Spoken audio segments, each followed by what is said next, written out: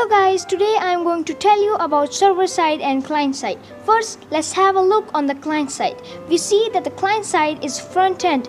Front end means it deals with the visuals and the things which the user will be able to see. Its code will also be visible to the user if he just goes to inspect. On the other hand, the server side is the backend, which means that the backend will cover the functions or other stuff which the user cannot see. Now let's have a look on the second point. It is that client side requests for output and the server side processes and searches for the data required in the database, and then it will be sent it to the client side, and the client side will receive the input where the browser will run it. So the third point is that client side scripts mostly deal with the visual and user input aspects. I've already told you about that. And in the server side scripts mostly deal with transactions and complex computations which have to be done. Last but not the least, in the client side, scripts may be restricted to run in a sandbox. It means that when the user is viewing the website, there is a way that the user can see the scripts, but in the server side, the processes are transparent to the user. There is no way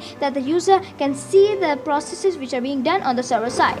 So guys, now I will tell you shortly in my wordings that what is server side and what is client side. So client side basically contains the code which will actually interact with the user. Client side scripts can also not connect with the database in a web server.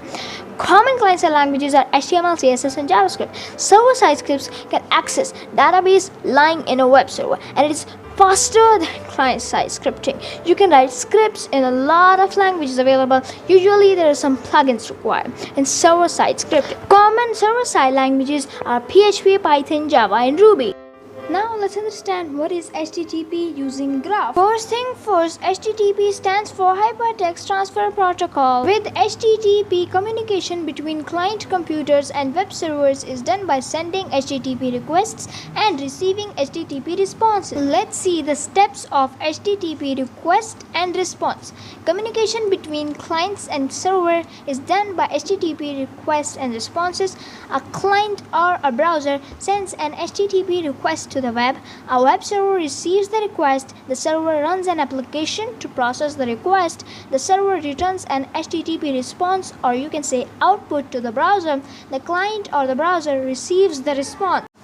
So in Hypertext Transfer Protocol, there is a request circle, a typical HTTP request and response circle. So in the HTTP request circle, the browser requests an HTML page, the server returns an HTML file. If the browser requests a style sheet, then the server returns a CSS file. If the browser requests a JPG image, then the server returns a JPG file. If the browser requests for a JavaScript code, then the server will return a JS file. If the browser requests for data, the server returns data in XML or JSON. That is all which I wanted to say.